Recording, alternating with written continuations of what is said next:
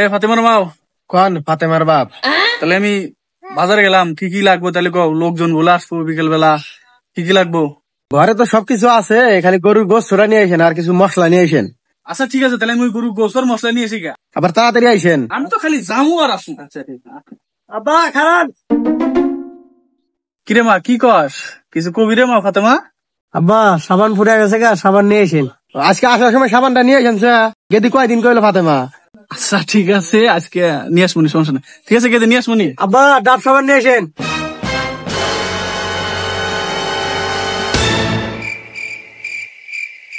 কি কইলে কেটে তুই ডাব সাবান চাইলি? তুই আমার ভিডিও ডাব সাবান নিয়ে আসবার গলি? এই তুই না লেখাপড়া করস, তুই না শিক্ষিত? এই ফাতেমার মা, তোর ভিডিও কি গেলে শুনছানি ডাব সাবান চাইলো? এই তুই জানোস না ডাব সাবান কোন দেশের? এই গু খাওয়া দেশের হলো ডাব সাবান। এই তুই ডাব সাবান চাইলি? এই তোকে আমি লেখাপড়া করাইছি, তোর মাথায় এটাই আছে? হ্যাঁ, এই ডাব সাবান কোন দেশের? এই ফাতেমার মা, ও কিছু কও না, আমার কিন্তু রক্ত মাথায় উঠে গেল গা। তোমার বেডি ডাব সাবান চাইতেছে আমার কাছে। এই আমি 5 ওয়াক্ত নামাজ পড়ি, তুই আমার বেডি, তোকে আমি লেখাপড়া করাইলাম, এত লেখাপড়া করে হইলোটা কি? তোর মাথার মধ্যে কি আছে?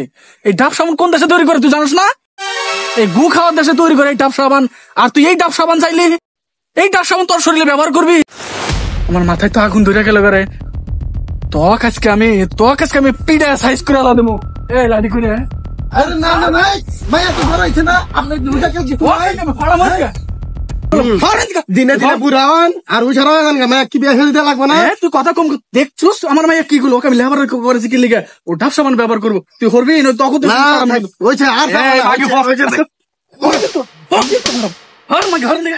এই তোর কারণেই এই মেয়েটা নষ্ট হয়েছে, তোর কারণেই তুই আমার মেয়েটা নষ্ট করাইছস।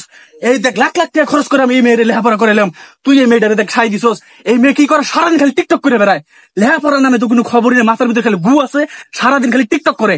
এর এই দেহ মাসে দেখে বেড়ায়, এই মেয়ে কেউ বিয়ে করবো? কত ছেড়ে পাগলা হুনছা তোর মেয়ের কথা হুনছা, দেখ তোর মেয়ে কি কর। এই বাইরে বেড়া তুই তোকে যে ফাটা মরিচকে তুই খারাপ বানাইছোস। আর এই ডাব সাবান ব্যবহার করবার চাই, এই ডাব সাবান হলে গু খাওয়া দেশের।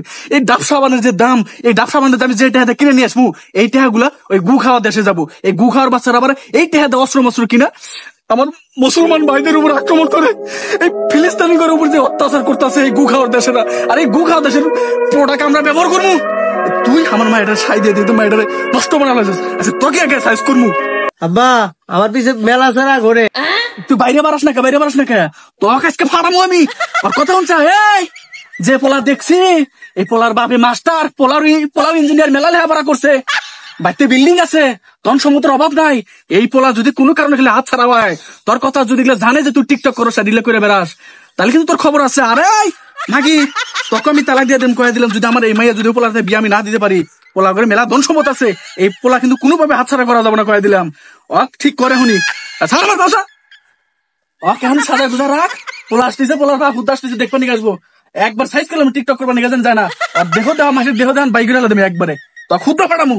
যদি খেলে এই পোলা যদি খেলে আমার হাত ছাড়া হয়, তোকে আগে তালাক দিব শালি, দিস মনে রাখি। আব্বা আমি ওই পোলা দেখছি 4 ফুট। হুনছা তোর মেয়ের কথা হুনছা। তোর মেয়ে কোথানি রে? ওই পোলা না মানাবো না, পোলা লাগবে 6 ফুট। তোর মেয়ে হলো 3 ফুট, ও জামাইছে 6 ফুট। থামা গেলে ফাটা গুলো কয়ে দিলাম, আমার সময় যাইতেছে কিন্তু। ছেলে বাপ মায়ের মনে আসতেছে এই বাড়িতে, ওকে থামা। আর টিকটকে মাথাটা খাইছে, মাথা ভর্তি গু, থামা। এ মা কিছু কর, দেখলে আবার এসে তোরা মারবো।